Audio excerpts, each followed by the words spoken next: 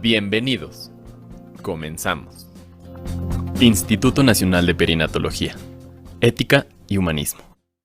Buenos días a todas y a todos.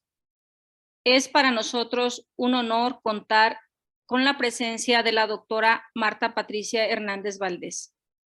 Las formas jurídicas dan la estructura al funcionamiento de una sociedad sobre los valores y los derechos que la rigen y, desde luego, orientan a resolver controversias en los diferentes intereses de los individuos. Es por esto que los legisladores son responsables de generar leyes que resuelvan estas controversias en el presente y en el futuro. La doctora Marta Patricia Hernández Valdés es investigadora en la Facultad de Bioética de la Universidad Anáhuac, doctora en bioética aplicada por la misma universidad, secretaria académica de la Academia Nacional Mexicana de Bioética, perito en psicología jurídica por el INADE, directora de atención en procesos en psicología del Instituto Mexiquense de Justicia Restaurativa. La doctora es una autoridad en la biojurídica del país, por lo que el día de hoy nos hablará de los aspectos biojurídicos relacionados con la violencia obstétrica. Doctora, bienvenida. Muchas gracias, doctora Ana Cristina. Agradezco también al Instituto Nacional de Perinatología y todas sus autoridades por la cordial invitación. En efecto, el día de hoy vamos a hablar acerca de los aspectos biojurídicos relacionados con la violencia obstétrica como parte de su seminario que habla acerca de los aspectos bioéticos de este fenómeno que se ha dado en nuestro país desde hace muchos años y que en efecto hasta el día de hoy se está regulando y socialmente está teniendo una injerencia importante que desde luego vamos a estudiar desde el punto de vista de nuestra interdisciplina. Les quiero comentar que desde luego es uno de mis objetivos traer a colación para ir aterrizando conocimiento otros temas que ustedes ya han revisado en este seminario, como por ejemplo el estado actual de la bioética, todas las teorías y sus principios, cuál es la importancia de los comités hospitalarios de bioética y los comités de ética en investigación en este tipo de dilemas o fenómenos complejos, la representación ética también de la protección de los datos y privacidad desde el punto de vista jurídico y el consentimiento válidamente informado y cómo todo esto abona al estudio desde luego de la violencia obstétrica. Es importante partir de tres elementos principales. Entender como punto número uno que la violencia obstétrica cuesta vidas. Y cuando hablamos en bioética y biojurídica que algún fenómeno cuesta vidas, también debemos de señalar y de asegurar que esto tiene un impacto importante en la sociedad y que de ahí vienen muchísimos aspectos antropológicos y filosóficos que generan estudios de expertos en el tema y que por lo tanto es algo que se busca cambiar, que se busca erradicar en cierta medida a través de la educación y no únicamente la educación formal del personal de salud, sino también estamos hablando de la educación no formal y de la formación, desde luego, en valores y virtudes que son básicos para ejercer este tipo de profesiones. También vamos a conocer cómo hay múltiples factores que afectan negativamente la atención sanitaria. No únicamente estamos hablando del elemento individual cuando tocamos al personal de salud, sino también, ¿no?, de elementos institucionales, económicos, políticos y muchos otros. Y también por ahí vamos a señalar un poquito acerca de la moralidad del acto médico que ha sido tan cuestionada y que esto ha ido generando cierto cambio en el ejercicio de la profesión. La Organización de las Naciones Unidas, en coordinación con la Red Latinoamericana del Caribe en Bioética, también ya ha señalado, ¿no?, cuál es la definición, ¿no?, completa de violencia obstétrica, señalando que es un tipo de violencia. Y ahorita vamos a hablar qué significa violencia y también cuáles son sus aspectos principales y sus componentes a analizar. Esta es ejercida por el profesional de salud sobre el cuerpo y los procesos reproductivos o productivos de las mujeres. Esta clase de violencia, señalan estas instituciones, se expresa mayoritariamente, aunque no de manera exclusiva, con un trato deshumanizado. Cuando hablamos de un trato deshumanizado, estamos señalando específicamente que no se reconoce la dignidad del individuo. Vamos a partir desde un punto de vista de bioética principialista, pero también de bioética personalista. Principialista, ¿por qué? Porque estos principios bioéticos de esta corriente específica son los que mayoritariamente se abordan en la legislación en nuestro país, ¿de acuerdo? Se habla de principio de beneficencia, principio de no maleficencia, de autonomía, de justicia, pero si ustedes han revisado algunos textos jurídicos, como lo vamos a hacer el día de hoy, también se habla acerca de la dignidad y por ahí partimos desde el punto de vista del personalismo, cuando hemos de señalar que la dignidad del individuo es inherente a él. Estamos hablando de una dignidad ontológica y que por lo tanto no se quita ni se coloca al gusto de la institución, al gusto de una persona específica, más bien se reconoce o no, ¿de acuerdo? Entonces a eso nos referimos cuando hablamos de un trato deshumanizado, al no reconocimiento de la dignidad de una paciente, específicamente en este caso de la mujer embarazada, con esta tendencia a patologizar los procesos reproductivos naturales y en múltiples manifestaciones que resultan de alguna forma amenazantes en el contexto de la atención a la salud sexual, embarazo, parto y posparto. Aquí también quisiera señalar, ¿no?, la importancia que tiene esta tendencia a patologizar ciertos elementos y ciertos fenómenos naturales. Les voy a dar un ejemplo que pudiera tener que ver, ¿no?, con la cuestión del embarazo. Esto hace referencia a la actualización del Manual Diagnóstico y Estadístico de Enfermedades Mentales, el DSM-5 justamente en su quinta revisión, que ha señalado que el duelo ya no es un excluyente o ya no es un diagnóstico diferencial cuando hablamos de un trastorno depresivo mayor. Entonces, ¿no?, muchas personas han señalado que justamente se está patologizando un proceso natural ante una pérdida.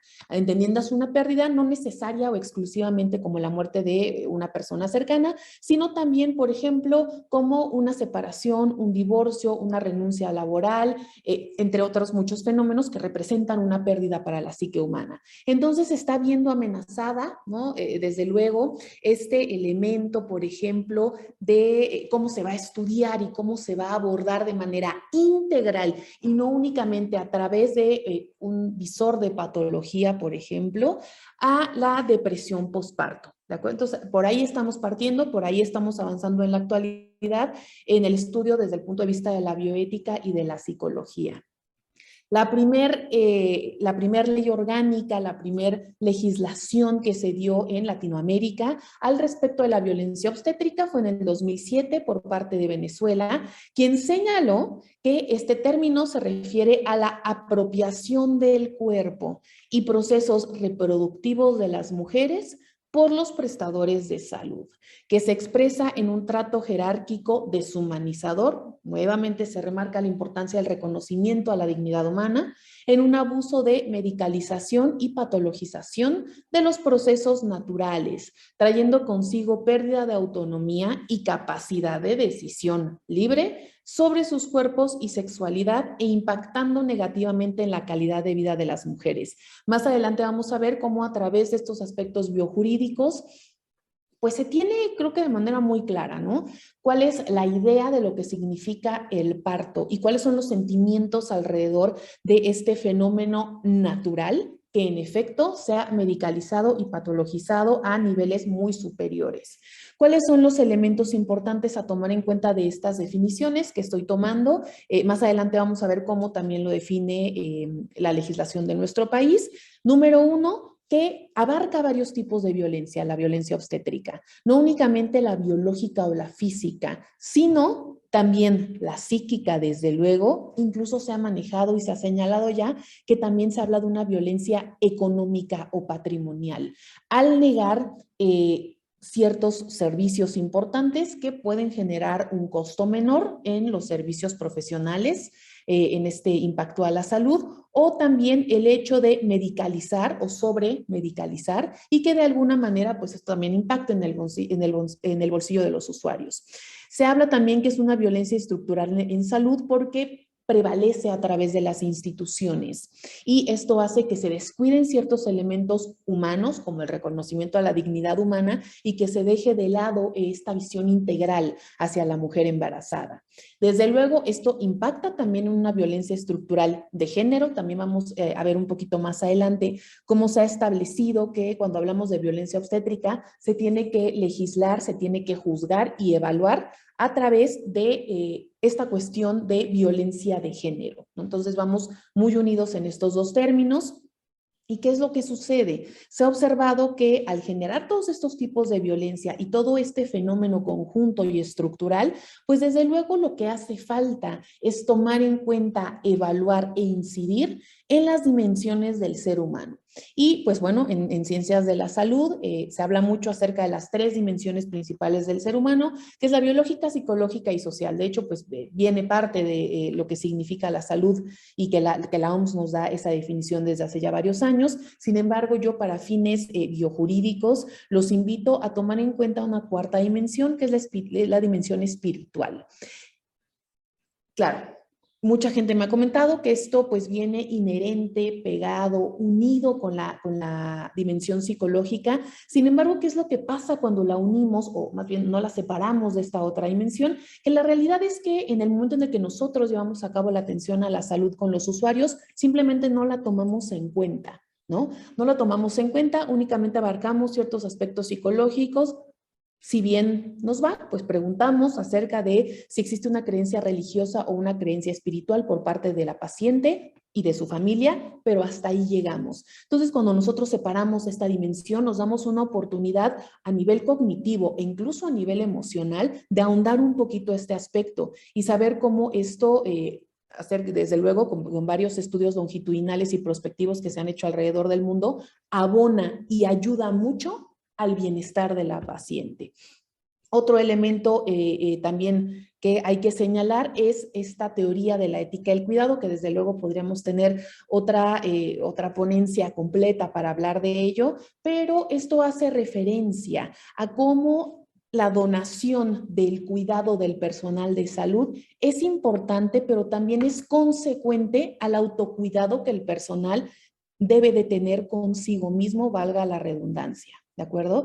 Esto es algo que también se vio o se trató de estudiar, se trató de subrayar muchísimo a raíz de la pandemia por COVID-19, en donde pues varios médicos que yo conozco incluso objetaron conciencia para estar al frente del tratamiento de esta pandemia por medio de contagiarse ellos mismos y también, o sobre todo, de contagiar a la familia con la que vivían, que muchas veces eran pues niños, también mujeres embarazadas, personas, adultos mayores, etcétera, etcétera. Entonces ahí estamos hablando de pues un debate muy importante, también como ustedes saben al respecto de la objeción de conciencia, ya el Senado de la República el año pasado pues abrió un debate muy importante en donde participaron varios investigadores de la Facultad de Bioética de la Universidad de Anáhuac al respecto y a favor del reconocimiento de este derecho específico que ya está pues plasmado en la Constitución desde hace muchísimos años, señalando que tenemos la libertad, ¿no? Tanto de expresión como la libertad de conciencia y de creencia,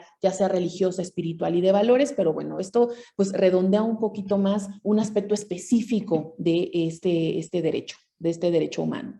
Entonces, bien, no hay que olvidar que la violencia estructural, que la vamos a estar tocando a lo largo de la ponencia, es una forma de violencia en la que alguna estructura social, no nada más institución, alguna estructura social daña a las personas y les impide satisfacer sus necesidades básicas. Y aquí estamos tocando hacia pues un elemento natural, un fenómeno normal, natural, que es el embarazo y el parto. Entonces, fíjense cómo la sociedad también preponderantemente es protagonista de la violencia obstétrica. Ahorita vamos a saber por qué. ¿Cuáles son los antecedentes? Se ha observado que de manera general se realizan cesáreas, episiotomías, el retiro del recién nacido de manera inmediata y muchas más maniobras que matizan este tipo de violencia en nuestro país. Señalando en el 2022 que se encuentra que 1 de cada 3 mujeres sufre maltrato en el parto y que México rebasa el nivel de cesáreas que aconseja la OMS. Entonces, aquí podemos tener un punto de partida en donde hay cesáreas innecesarias, también otras maniobras médicas que son consideradas de la misma forma, con este mismo adjetivo, y que sí o sí impiden el reconocimiento a la dignidad de la mujer, del nuevo ser y de la cosmovisión familiar que tienen ya esos 2 seres que pues, se encuentran unidos desde el momento de la fecundación. No quiero dejar de mencionar que uno de los antecedentes principales también que tenemos ahorita en el 2021, pues es desde luego la tesis de la doctora Ana Cristina Arteaga, en donde se tocan elementos y temas de la violencia obstétrica y también en donde se fundamenta que este fenómeno tiene un impacto no solo médico, sino también social, legal, ético, es decir, un impacto pues desde luego interdisciplinario, que es la fundamentación teórica de la bioética y la biojurídica. Rápidamente les quiero comentar el porqué de lo que les estoy comentando y cuál es la fundamentación, ¿no?, del análisis interdisciplinario de la violencia obstétrica. La violencia obstétrica es un fenómeno complejo. Cuando nosotros hablamos de un fenómeno complejo, señalamos que es un acto, un hecho, ¿no?, que se compone, o más bien que tiene en su naturaleza muchos componentes. Estos componentes se unen y deben de ser estudiados de manera integral. Ojo, muchas veces se piensa que fenómeno complejo es un fenómeno complicado o difícil de estudiar. No necesariamente. Más bien habla que se compone de muchas partes distintas, ¿de acuerdo? Entonces, ¿qué es lo que establece la interdisciplina a diferencia de la multidisciplina? Que nosotros teniendo este fenómeno complejo que es la violencia obstétrica, pues desde luego tenemos varias ciencias y disciplinas que lo pueden estudiar, ¿de acuerdo? Yo les puse aquí algunas que se me ocurrieron: psicología, medicina, derecho, filosofía, sociología, la investigación, la ética y la antropología, seguramente muchos más, ingeniería biomédica, fisioterapia, etcétera, etcétera. ¿Y cuál es la particularidad de este análisis? Que todas estas ciencias o disciplinas van a establecer una metodología en común. En la multidisciplina no hay metodología común. En la multidisciplina, la psicología, a través de su propia metodología, estudia única y exclusivamente los componentes o las características psicológicas de la violencia obstétrica. Lo mismo hace la medicina desde desde su trinchera de estudio. Pero insisto, en la interdisciplina, a través de una metodología en común, se estudia este fenómeno complejo. Se dice de manera muy sencilla, pero nuevamente, aquí sí es complicado, aquí sí es difícil, porque ¿qué se necesita? Nosotros no tenemos pues a las ciencias y a las disciplinas como entes, ¿no?, que se van aproximando a observar el fenómeno complejo. Tenemos a seres humanos, tenemos a personas y cada uno de nosotros pues tenemos nuestras propias experiencias, intereses, prejuicios, ideas preconcebidas, etcétera, etcétera, ¿no?, al respecto de ese fenómeno complejo y de nuestra vida privada y social. Entonces, el diálogo, la empatía es lo que debe de establecerse como primer paso para realizar un análisis interdisciplinario. El día de hoy y bueno, a lo largo de sus seminarios, ustedes están realizando aproximaciones interdisciplinarias para estudiar la violencia obstétrica como un fenómeno complejo. Y esto, pues bueno, trayendo a colación algunos de sus primeros módulos, esto es lo que acontece cuando señala Potter el significado de la bioética, señalando que es un puente de comunicación entre 2 elementos preponderantemente de las ciencias de la salud, pero que en la actualidad se toma como un puente interdisciplinario entre diversos pensamientos, entre diversas metodologías, diversas ideas, para establecer una en común y de esta manera analizar y proponer soluciones y coadyuvar en la toma de decisiones en este tipo de situaciones. Estábamos señalando hace algunas diapositivas que la violencia obstétrica es un tipo de violencia. La Organización Mundial de la Salud ha señalado que la violencia es el uso intencionado de la fuerza o el poder físico como amenaza contra uno mismo, un individuo o un grupo o comunidad que causa o tenga muchas probabilidades de causar lesiones, muerte, daño psicológico, trastornos en el desarrollo o privaciones múltiples. Y aquí es donde vamos entrando a uno de los debates más comunes en materia de biojurídica cuando hablamos del acto médico, si es intencionado o no. Yo en lo personal, en varios foros donde he tratado este tipo de temas de bioética, he escuchado cómo hay algunos médicos que han señalado que el acto médico no está dirigido nunca a dañar, ¿no? Que es parte de la lex artis no generar ningún daño, desde luego, pues, no facilitar el fallecimiento de un paciente, pero que en muchas ocasiones esto es imposible o que a través, ¿no?, de errores humanos provocados por muchas situaciones, las jornadas extenuantes, la falta de una buena alimentación, la falta de sueño, la falta de descanso, pues se provocan ciertas situaciones que más por una cuestión intencionada es más bien un acto imprudente o un acto pues negligente, pero sin intención. Entonces por ahí, como les digo, en algunos foros estaban hablando acerca de despenalizar el acto médico. Sin embargo, bueno, aquí hay que recordar ciertos elementos importantes. La bioética ya nos ha dictado pues varios deberes, ¿no? El deber de cuidado, el deber de precaución, el nivel de prevención, etcétera. Entonces hay que entender que aun cuando no haya intención, si se genera un daño a través de fundado, plasmado con la violencia obstétrica, se está cometiendo ya en la actualidad a nivel federal reconocido pues un delito, ¿de acuerdo? También me ha tocado mucho, sobre todo por parte de los estudiantes de medicina, que señalan, es que yo no tengo el conocimiento, yo no sabía tal vez que existía la violencia obstétrica, yo no sabía que el consentimiento informado tenía que ser personalizado, que si se utiliza un machote, ya varias jurisprudencias de la Suprema Corte de Justicia han señalado que pues, es como si no hubiera consentimiento informado. Si es un machote, si no está personalizado, si no está especificado con la patología del paciente, etcétera, etcétera. Entonces, bueno, me dicen, es que yo no sabía, así se usa, esos son los usos y costumbres de algún hospital, de alguna clínica, pero también hay que recordar que la bioética nos señala varias cosas. Hay varios tipos de ignorancia, ¿no? Entonces, hay ignorancia vencible, hay ignorancia invencible. Invencible es cuando tenemos, pues, algún elemento orgánico, cuestión cognitiva que nos impide adquirir ese conocimiento de cualquier forma, a través de cualquier medio. En la ignorancia vencible tenemos que existe una obligación moral y mayormente ética de investigar, de capacitarnos, como lo están haciendo todos los presentes a través de este seminario, para conocer cuáles son las características multifactoriales de la violencia obstétrica, ¿de acuerdo? Entonces, 3 puntos principales nuevamente.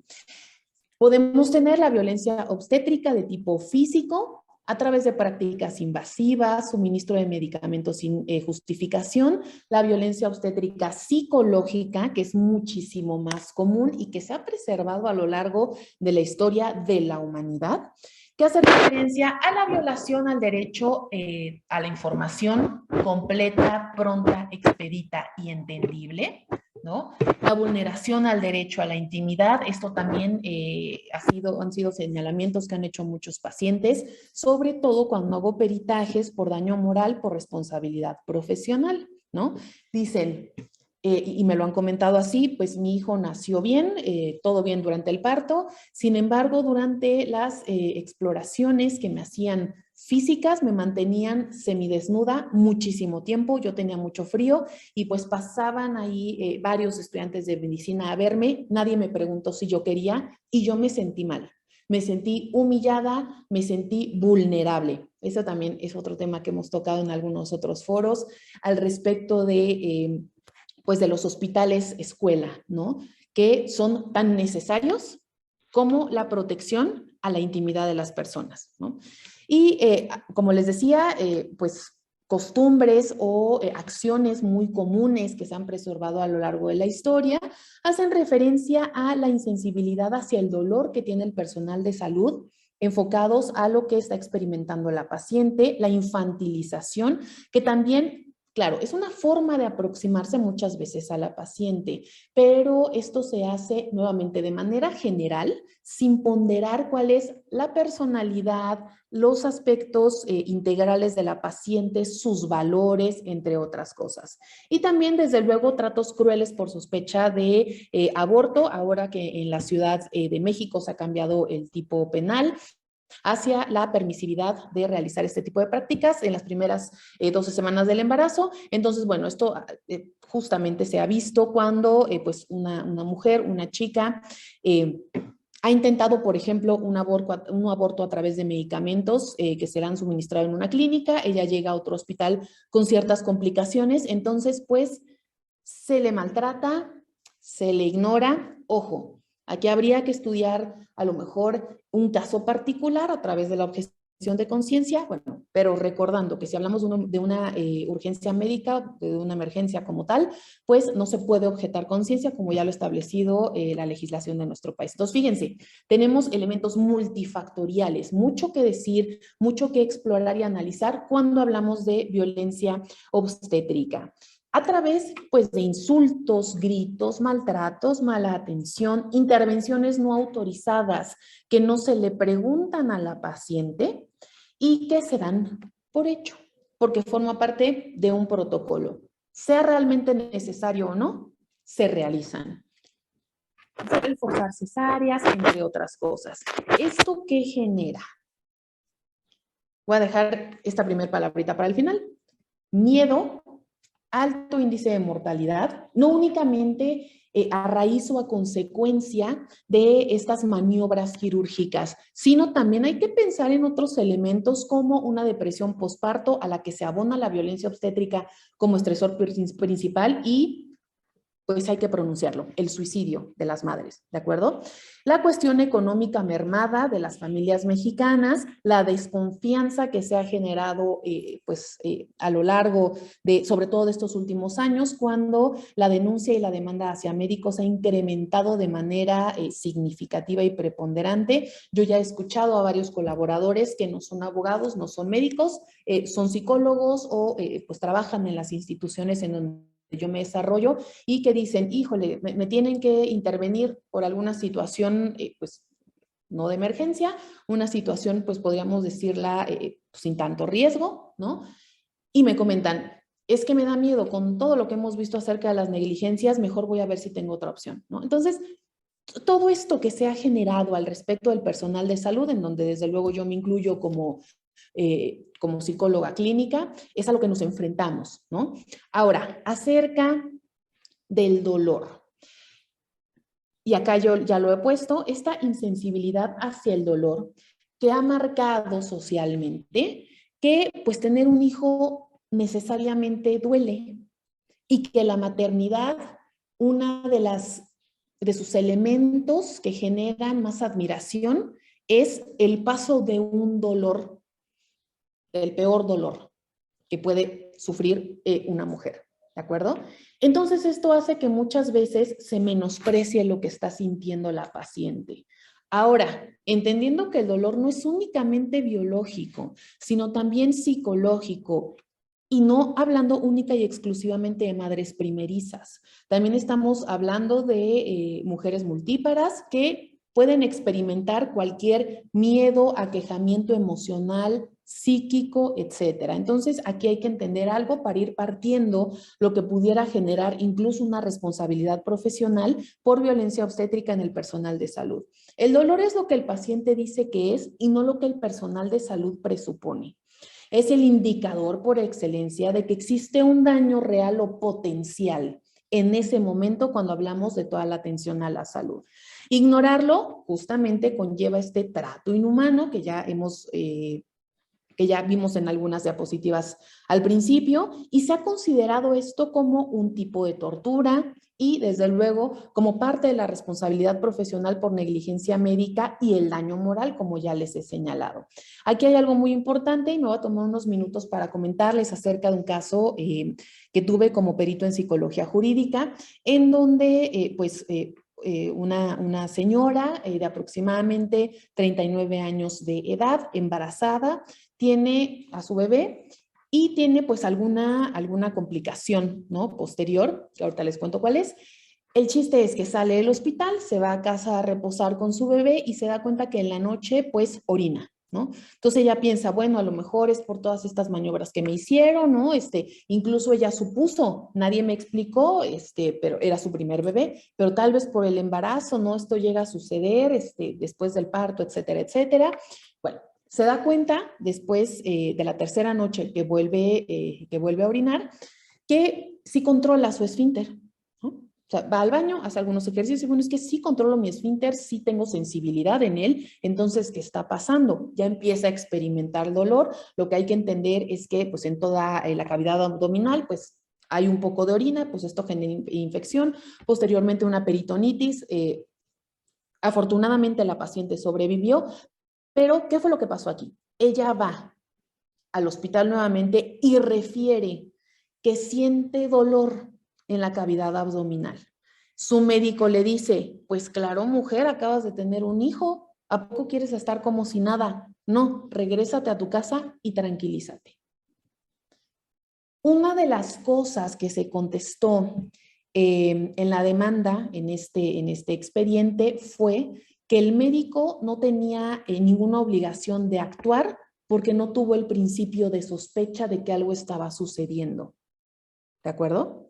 Y que en efecto, ¿no? Como la paciente había tenido pues un parto, pues él no sospechó que algo estuviera mal. Lo que se contesta a través del peritaje en bioética, que fue el primer peritaje que se metió en este país, en el Juzgado Cuarto Civil de Naucalpan, fue que la paciente manifestó dolor y que el dolor es todo esto, estos 3 puntos que les estoy comentando, y que es el indicador por excelencia médico que algo está sucediendo y que entonces eso debió levantar sospecha y que ahí se tuvo que haber efectuado un deber de cuidado para atender a la paciente.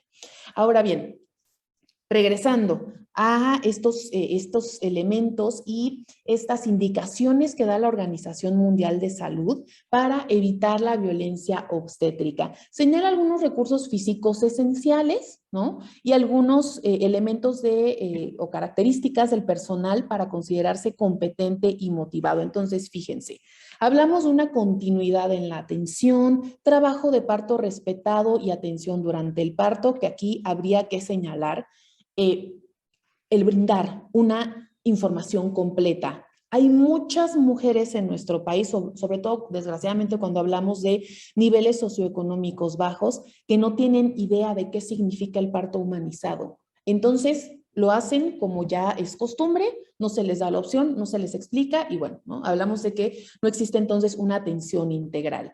Con el apoyo emocional, desde luego, de un acompañante de su elección y si no, también hay muchas mujeres en la actualidad que van a dar a luz solas. El generar este espacio o ambiente emocional y psíquico de seguridad con una comunicación efectiva, estrategias para aliviar el dolor, no únicamente medicalizadas, sino también, ¿no?, desde algún punto de vista psicológico y espiritual. Por eso es tan importante ahondar en este proceso o en esta dimensión. A través también de la vigilancia regular del trabajo de parto, documentación de eventos, auditorías y comentarios por parte del personal, ingesta de líquido y alimentos por vía oral, no tenerla ahí como, bueno, al ratito comes, ¿no? O sea, darles toda esta atención. Incluso, pues, ¿no? No hay que perder de vista que en cuidados paliativos, sobre todo también cuando hablamos de cuidado del dolor, tenemos que señalar que pues todas estas experiencias y todos estos medios ordinarios deben de cumplirse en todo proceso, incluso en el parto, ¿de acuerdo? Si es que así lo permite la situación de la paciente. También la movilidad en este trabajo de parto y posesión de su elección durante este momento importante y plan de derivación preestablecido. Todo esto se ha asegurado que fomenta una experiencia positiva del parto, que se protege el derecho a la salud, que se da una buena calidad integral en la atención y que además se cumple con este proceso de ética del cuidado. Y esto va un poquito nivelando la báscula, ¿no? Cuando decimos que el parto está relacionado con dolor, con experiencia negativa, con experiencia fatídica, incluso, pues bueno, personas, mujeres muy cercanas a mí me han comentado que en el momento en el que se le realizaron varias maniobras, específicamente en este rasgado del perineo hacia el ano, nadie les dijo cómo, una específicamente me comentó, a mí me da mucho miedo ir al baño, ¿no? Porque decía, ay, ¿qué tal que se me abre? Bueno, pues total fui, no me podía aguantar más, me sentí un hilito, me dolió, me ardió, no supe qué hacer, le hablé a mi hermana y me dijo, ¿sabes qué? Nadie te lo dice, pero tú toma una toalla femenina, ponte lidocaína, colócatela y eso te va a ayudar muchísimo. Entonces, una de mis preguntas fue, ¿le comentaste al personal de salud? Sí, pero me dijeron que me tenía que aguantar. ¿De acuerdo? Entonces, ahí vamos dándonos cuenta de cuáles son las prácticas comunes que desgraciadamente suceden en muchas instituciones hospitalarias en nuestro país. ¿De qué hablamos también cuando señalamos el tema de la violencia obstétrica? Pues básicamente una cascada de intervenciones en el parto, como ya hemos señalado, a través del uso de medicamentos y técnicas rutinarias infundadas e inoportunas para el cumplimiento de estos protocolos, ¿no? Cesáreas, partos traumáticos, etcétera.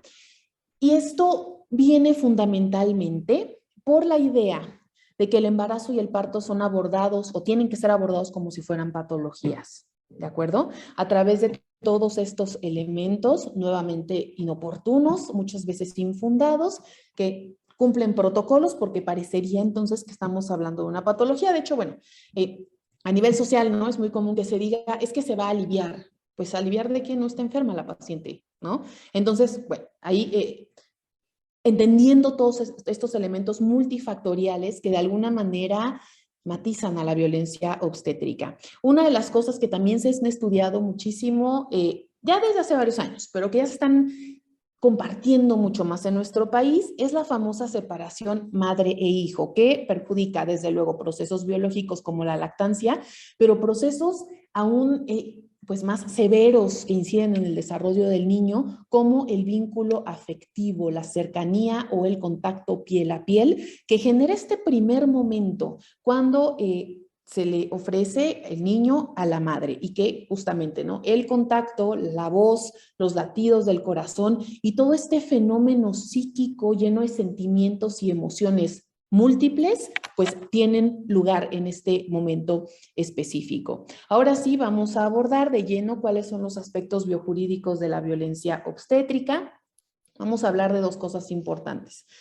Cuando hablamos de la atención a la salud, principalmente tenemos dos tipos de obligaciones jurídicas o legales, la obligación de medios y la obligación de resultados. Cuando hablamos de la obligación de medios, se refiere básicamente a que el personal de salud está obligado éticamente, por supuesto, y también legalmente, a brindar un diagnóstico, tratamiento, pronóstico, recomendaciones y alternativas cuando existe un fenómeno de salud.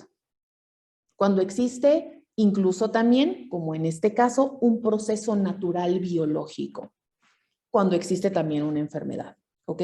Entonces, ¿a qué me refiero? El personal de salud está obligado jurídica y legalmente de brindar todos estos medios para que la atención a la salud sea integral y de calidad a través de todos estos procesos. ¿Ok?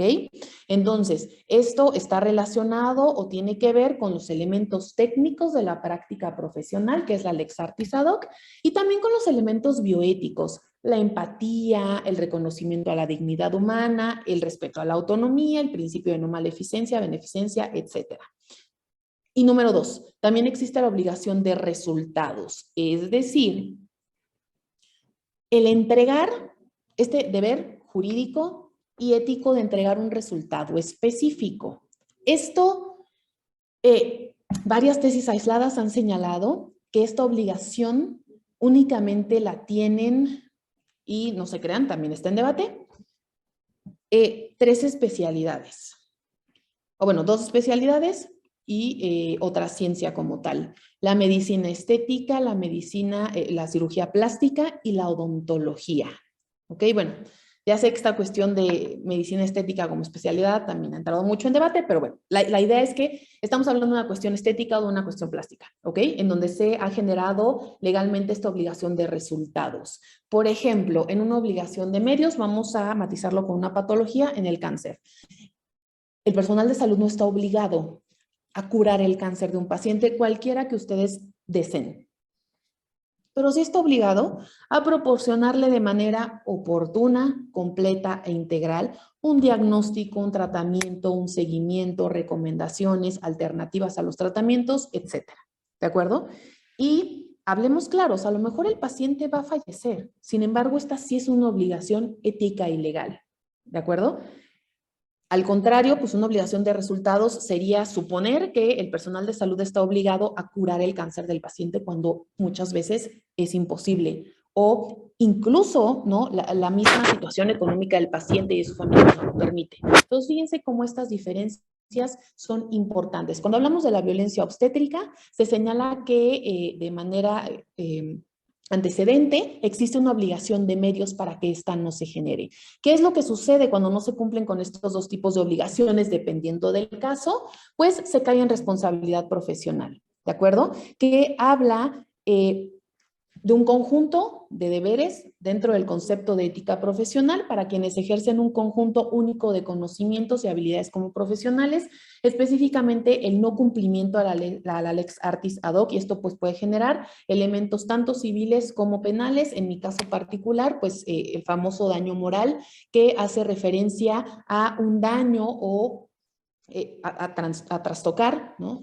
Todos estos elementos psicológicos, el honor, las ideas que tiene el paciente sobre sí mismo, las ideas que los demás tienen sobre sí mismo también, y aquí también incluso muchas veces se incluye el aspecto económico. Entonces, ¿qué sucede con base en la bioética principialista cuando existe violencia obstétrica y sobre todo cómo evitarla ejerciendo estos principios? Cuando hablamos del principio de beneficencia, señalamos que es este deber de ofrecer la mejor opción bajo un balance ético de riesgos y beneficios.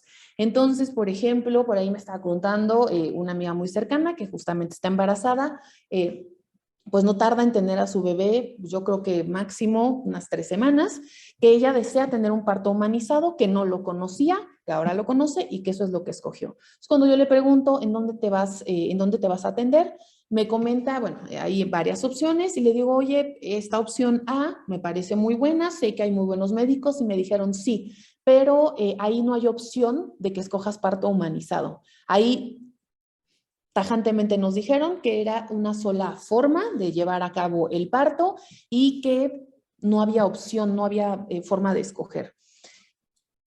Si nosotros lo tratamos de encuadrar, que no es tratar porque a mi parecer es muy evidente, pues es un ejercicio de violencia obstétrica donde el paciente no tiene, y aquí ligamos con el término autonomía, no tiene esta capacidad de decidir y de tomar decisiones. También hay que fundamentarlo en uno de los principios más añejos, ¿no?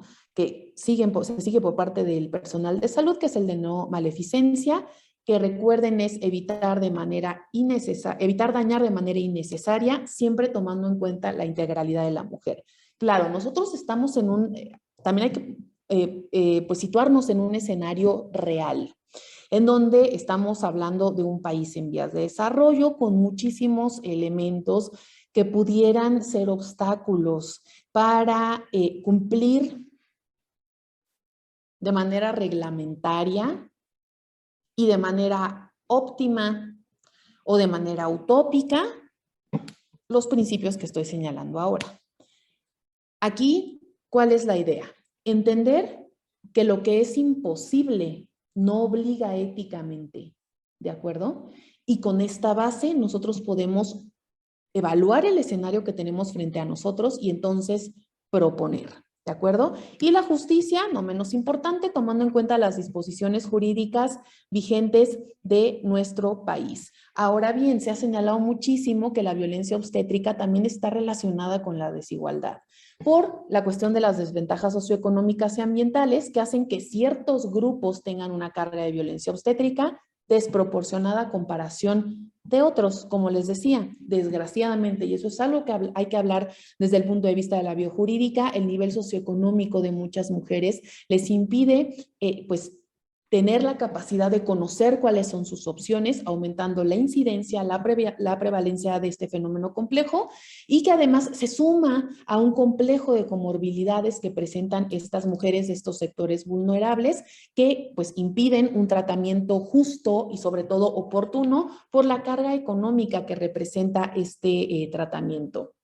Como les había señalado en un principio, la Suprema Corte de Justicia de la Nación ya ha señalado que la violencia obstétrica, para estudiarla, para juzgarla, evidentemente, debe de seguir este famoso protocolo para juzgar con perspectiva de género. ¿Qué es juzgar con perspectiva de género? Tal cual, identificar los factores de desequilibrio por factores legislativos, sociales, culturales y morales. Por morales me refiero a estos usos y costumbres que son moralmente aceptados, que muchas veces son, bueno, que desde luego son no éticos, y que muchas veces son ilegales o anticonstitucionales y que de todas formas se ejercen, porque es lo aceptado y lo usual dentro de instituciones y clínicas de salud. Y esto hace referencia a los sectores de mujeres en situación de vulnerabilidad. Yo les pongo aquí un ejemplo que pues traigo a colación porque estamos realizando estudios e investigaciones al respecto de los derechos sexuales de las personas con discapacidad. Entonces, ayer hablando con una de las promotoras en una asociación civil en nuestro país, me señalaba justamente, ¿no? Me pareció muy curioso, yo a punto de dar esta ponencia con ustedes, me habló acerca de las pocas oportunidades y todos los obstáculos que tienen las mujeres que son madres y que además pues cursan con algún tipo de discapacidad. Ella me decía, bueno, ella, por ejemplo, tiene una discapacidad motriz, pero me señalaba que estas desigualdades se remarcan todavía más cuando hablamos de mujeres con discapacidad intelectual, que ahí también hablamos de muchos otros factores, pero la idea es esto, entender que el concepto de vulnerabilidad de alguna manera va a perpetuar, ¿no?, el ejercicio de la violencia con el no reconocimiento de los principios bioéticos y de la dignidad humana, entendiendo la vulnerabilidad como este fenómeno de cercanía en el riesgo por ciertas características. Les recomiendo al respecto buscar información acerca de el término o la teoría de la vulnerabilidad en capas de la doctora Florencia Luna, con quien ya tuve la oportunidad de poder platicar en un congreso, y que habla muchas veces de que la institución significativamente aumenta la vulnerabilidad en un momento dado por las características de esa población. ¿Cuáles son las recomendaciones con base en esta tesis de Santo Domingo que habla acerca de la violencia obstétrica? Número 1, buscar estrategias para mejorar las condiciones de atención. Estrategias como hay que ir abandonando esos elementos aceptados moralmente y pues atribuir nuestras acciones a la ética y a la legalidad. También hay que dar a conocer a la comunidad sobre sus derechos y los distintos métodos de atención al parto, fundamentalmente la educación en nuestro país, y también educar al personal de salud sobre este fenómeno para favorecer su disminución y prevenir o evitar complicaciones que se pueden presentar durante la atención y que de alguna manera muchas veces pues producen, ¿no?, facilitan más la violencia obstétrica. Ejemplo, pues lo que están haciendo ustedes a través de este seminario, que es a través de esta información formarse en cuestiones prácticas, pero también en cuestiones de virtudes y de valores para evitar la violencia obstétrica. ¿Qué es lo que pasa? Y con esto ya voy terminando. Que cuando estas recomendaciones no se llevan a cabo, se genera lo que jurídicamente se llama la pérdida de la oportunidad.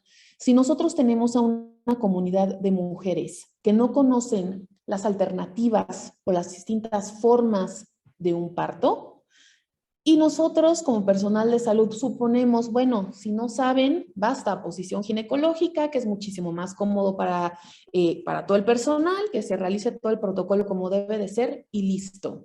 Esto se ha especificado, como les digo, legalmente, que es producto de responsabilidad profesional en materia de las especialidades médicas, porque no se le informa a la paciente cuáles son todas las alternativas y todas las opciones que tiene. Entonces ella, al no saber, pierde la oportunidad de decidir. Estamos entonces aquí hablando de elementos como consentimiento informado, autonomía, etcétera, etcétera. Muchas de estas cuestiones que ya hemos señalado en esta ponencia al respecto de los elementos biojurídicos. Les di algunos ejemplos que conozco de manera personal, algunos ejemplos también desde el punto de vista de mi ejercicio como perito en psicología jurídica, remarcando los elementos bioéticos desde el punto de vista personalista y principialista, para que ustedes puedan tener una concepción integral e interdisciplinaria de los aspectos biojurídicos de la violencia obstétrica. Agradezco mucho su atención y quedo pendiente por si existen algunas preguntas. Hola, doctora. No, pues muchísimas gracias por su excelente ponencia. Y quisiera preguntarle, usted es perito, usted tiene muchos años en este tema, usted nos juzga nuestro actuar médico y establece los lineamientos cuando hay culpabilidad o no hay culpabilidad, digámoslo así. ¿Por qué se tiene que juzgar como con perspectiva de género un acto que lleve implícito violencia obstétrica? ¿Por qué? ¿Por qué? ¿Por qué? No lo sabemos. Ok, de acuerdo. Juzgar con perspectiva de género surge a través de la violencia a la mujer, ¿no? De manera preponderante. Ahorita hay muchos estudiosos del tema que han señalado que el género pues tiene que ver con hombre y mujer, ¿no? No únicamente desde el punto de vista de la feminidad. Sin embargo, se ha señalado que la violencia obstétrica, pues bueno, y esto es interesante, pues ¿quién de manera natural está embarazada? La mujer. Por eso se ha señalado que la mujer en un escenario social está en una posición de vulnerabilidad y que por eso se tiene que juzgar con perspectiva de género. ¿Qué se ha o qué se está dialogando en la actualidad de manera jurídica, bioética y médica? Pues, ¿qué pasa, no? Tal vez con las mujeres transgénero, ¿no? Las mujeres transgénero, si deben de ser o no juzgadas con perspectiva de género. Cómo se deben de respetar estos principios biojurídicos ante un deseo válido, por supuesto, de ser madres, de formar una familia a través de, pues, tener descendencia, ¿no? Entonces, bueno, contesto esta pregunta, doctora Cristina, y pues bueno, meto ahí otro elemento de debate actual en nuestro país.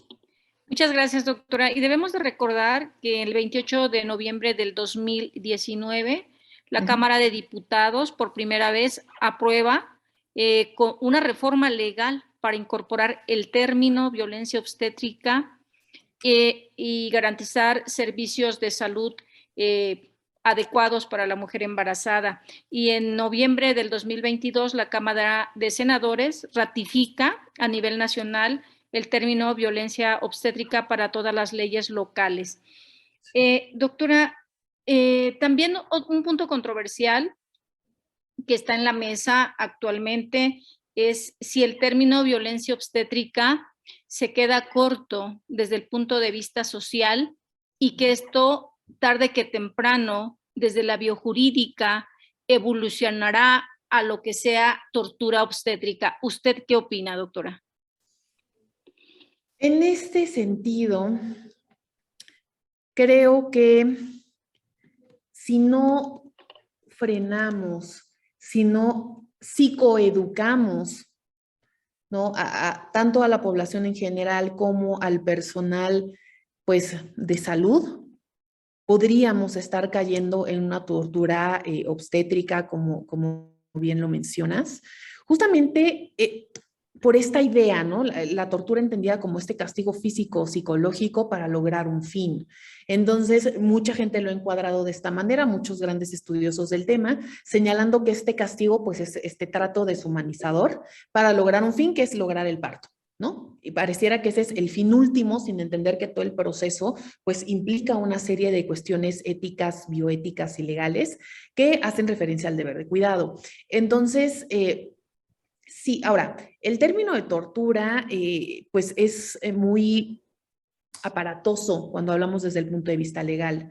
Y se ha señalado que por eso se le coloca este nombre de violencia, ¿no? Para impedir sobre todo que impacte de manera psicológica en las usuarias de los servicios de salud. Entonces, porque pues imaginen, ¿no? Como yo les estaba comentando, tenemos esta idea de parto con tortura, entre otras cosas, que es básicamente también lo que sucedió con el término de encarnizamiento terapéutico, futilidad terapéutica, ¿no? Obstinación terapéutica, que la idea fue cambiar un poquito los adjetivos para pues facilitar el estudio del fenómeno, pero también para ir robusteciendo a estas ideas sociales de pues un cambio posible, ¿no? Porque lo contrario sí, y bueno, la realidad es que la violencia versus la tortura, legalmente la tortura pues es uno de los delitos más graves que incluso pues hay que, para estudiarla, ¿no? Desde un punto de vista interdisciplinario hay que hacer uso de protocolos específicos, ¿no? La violencia también ya viene bastante estudiada, bastante bien desarrollada en su diagnóstico, pero sí, la tortura digamos que es un foco rojo, que la idea pues es evitarlo a toda costa, reconociendo en primera instancia la violencia obstétrica. Doctora, usted es expertise, es una experta en la biojurídica, sobre todo en aspectos psicológicos. Quisiera comentarme, de favor, cuál es la manifestación histórica más común de la violencia obstétrica de tipo psicológico.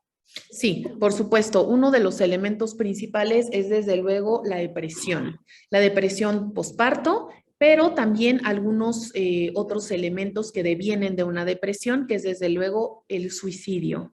Además, esto no se queda ahí única y exclusivamente con la mujer que es madre, ¿no?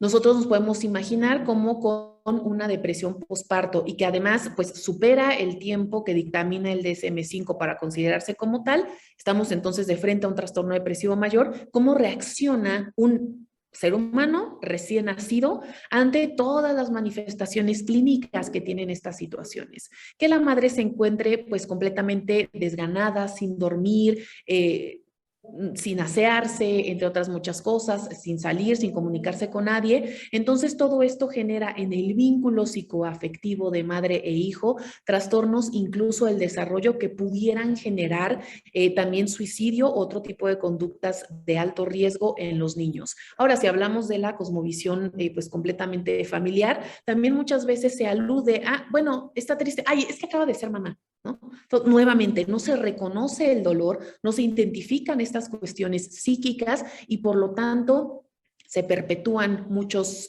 elementos que pueden generar en los peores casos suicidio, además de, bueno, suicidio y también homicidio hacia el recién nacido. Doctora, no me queda más que agradecerle su participación, un gusto siempre escucharle. Usted es una persona muy clara, muy lógica en su pensar bioético. Siempre es un agrado platicar de estos temas con alguien de vanguardia y tan actual en este país. Y también es la última plática de este módulo, del módulo 1, para mis residentes. También agradecer a la Dirección de Educación, que confió en el proyecto siempre, que lo impulsó, que le dio la importancia a la bioética para los médicos que están en formación. Y como usted bien lo dijo, tenemos que educar en aspectos bioéticos para contrarrestar y prevenir la violencia obstétrica en el país. No en el instituto, en el país México. Y también, por último, es la invitación para que en octubre tenemos el módulo 2 de este seminario, donde sí ya entraremos de frente a los aspectos bioéticos clínicos para la prevención de la violencia obstétrica. Doctora, un gusto. Buenas tardes a todos y a todas. Muchísimas gracias, doctora Ana Cristina. Un placer esta invitación y como siempre estoy a tus órdenes. Un abrazo a todos y gracias por conectarse. Buenas tardes.